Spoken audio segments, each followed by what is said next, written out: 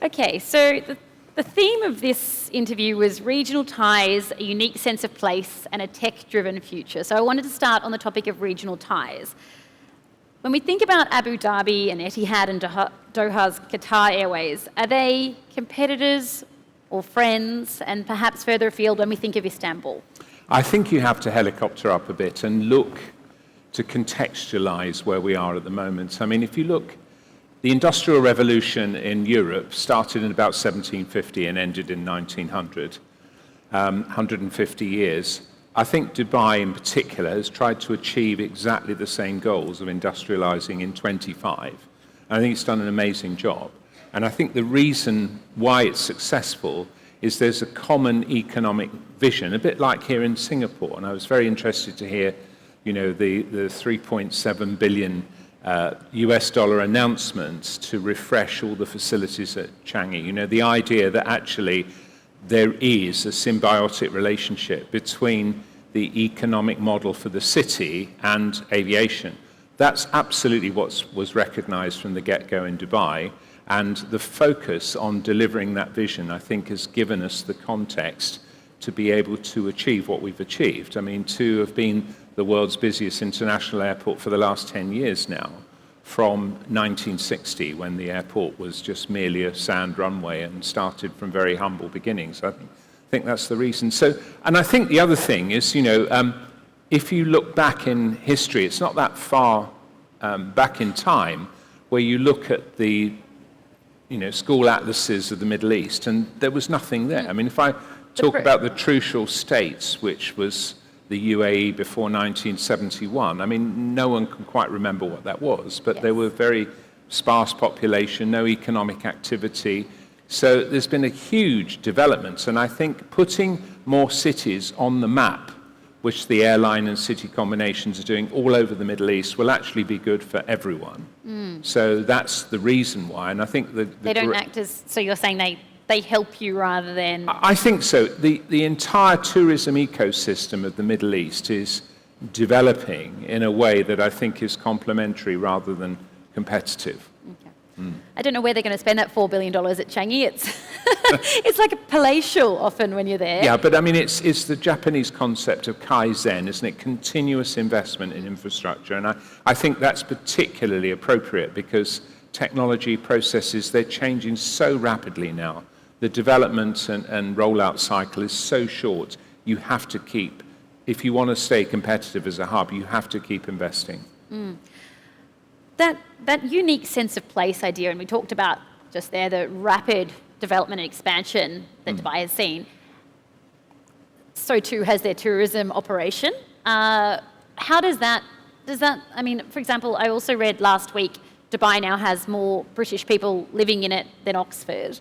How does that sense of place, that someone else also described it, as the New York of the 1900s, that this feels like there's so much change. How is that helping your business? Well, it's helping hugely, and I think one key statistic is before the pandemic, we were something like 40% O&D between visitors and people coming to live in Dubai, and 60% transfer. That's actually switched around now. We're 60% O&D to and from the city and 40% transfer. So more and more people are recognizing the fact that Dubai is a great place to come and live and work. And I think that's a bit of pull strategy. The sun's always shining. It's a great place to live. The regulatory and tax environment is very favorable. And also it's a little bit of a push strategy. Other parts of the world are becoming less attractive and more taxing and more difficult to exist. So we are seeing a huge migration. And you mentioned the UK. It's something like 1,100 applications for new resident permits coming in every month. So I think we must be doing something reasonably well, and that's why the city is growing in popularity.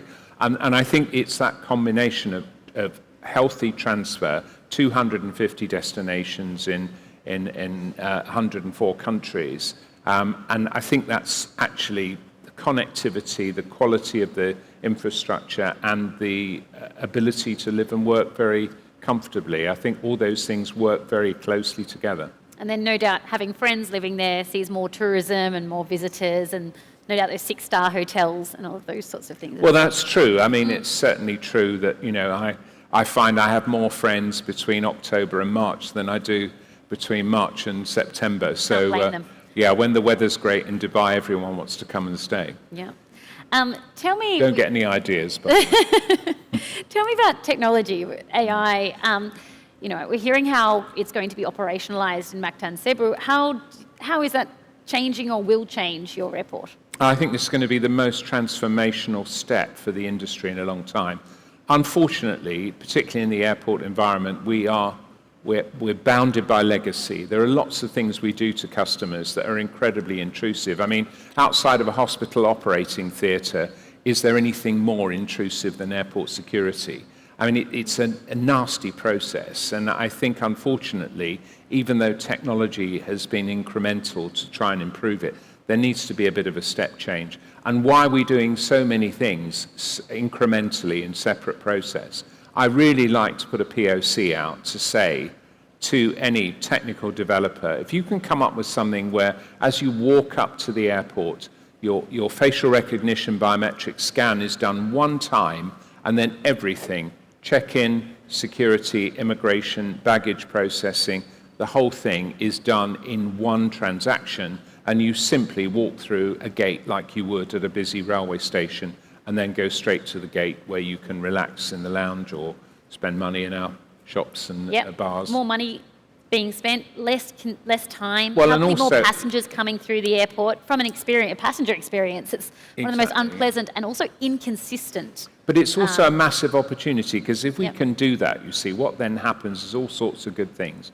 Because people are at the airport because they are going somewhere, not because they're actually looking to shop. And I really rather think that's an opportunity. So if we can create the majority of the time for them to browse and get comfortable with the high-quality retail environment, hopefully, we'll get all those cash-rich, time-poor people to start to shop a bit, which they wouldn't. I mean, they won't leave their houses and go to a mall at the moment, but they will go through the airport. So and for presumably more footfall. You could get planes in faster. Absolutely. And what we want to create is, instead of when we build DWC, Al Maktoum International, we don't want to build one giant airport, because there are so many disadvantages of scale in airport design. What we actually want to build is 8 small interconnected airports with their own retail, with their own lounges, with their own gate clusters, where the aircraft and the walking distances are actually pretty close. So you lounge to aircraft in less than 500 meters. That's the aim. Could you do that with all of the different gates? I think you can, yes, because the difficulty at the moment is that when you build larger airports and you've got gates all over a vast terminal, people forget that we've still got the same length legs that we've had for hundreds of years. And trying to get to a gate that's a long, long time away is a very stressful experience at airports. And I'd rather think that if we can create dwell spaces where you've got all the passenger facilities spread out across different concourses, then you can tell people to go to the concourse and they'll find everything there, and then they can relax. Mm-hmm.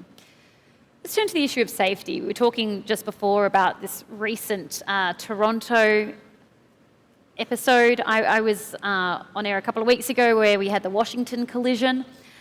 How could AI or technology help to mitigate some of these issues? For example, when it comes to Washington, there's a lot of conversation around the fact there was fewer air traffic controllers on than usual, and how it actually the onus becomes on the pilot to avoid collisions when they have seen each other, or when the crafts have seen each other. How could AI or technology improve these sorts of things? Well, I think we're going to go through a massive revolution in personal transport over the next few years. And I think the thing is, if you look at the track record already of driverless cars, they are far safer than if you put a human being behind the wheel. It's interesting, the statistics back it up, that you're far, far safer when computers are separating you, whether it be on the ground or in the air. And I think when we get to eVTOL and the idea of personal mobility in the air, that will not depend on humans in control. It will depend on self-separation. I mean, most of the safety improvements that have happened in the air over recent decades have all been dramatic, and we've seen aviation safety's record improve consistently over time. But I think what the crucial thing is those aids are advising a human being what to do rather than taking direct control. I think once AI has got enough data points behind it to be able to comfortably predict what to do in any particular situation, then we'll see the next leap in safety. AI is going to change our lives in so many ways. It's quite exciting and daunting at the same time to think the impact it's going to have. The impact it's going to have on customer service, for example. I think it will give customer data to every single guest interaction in a way that we've never had that before. So it's going to be transformational. It'll be transformational in safety. It's going to be transformational in eliminating congestion, making airports more efficient. And I'm really looking forward to working closely with technology partners and coming up with some integrated solutions which takes all the drudgery and the history. You know, there's only two places in the world that you queue now, the post office and the airport, and I want to hand the monopoly on queuing back to the post office. So do we all. Yeah. We would all like you to do that. The tensions in the Middle East, how do you weigh up those as a risk to your business? I think the thing is, look, you have to be philosophical about it. You know, there's always tensions in lots of different parts of the world, but I think they're just a little bit more dramatic because of the centers of population around the Middle East.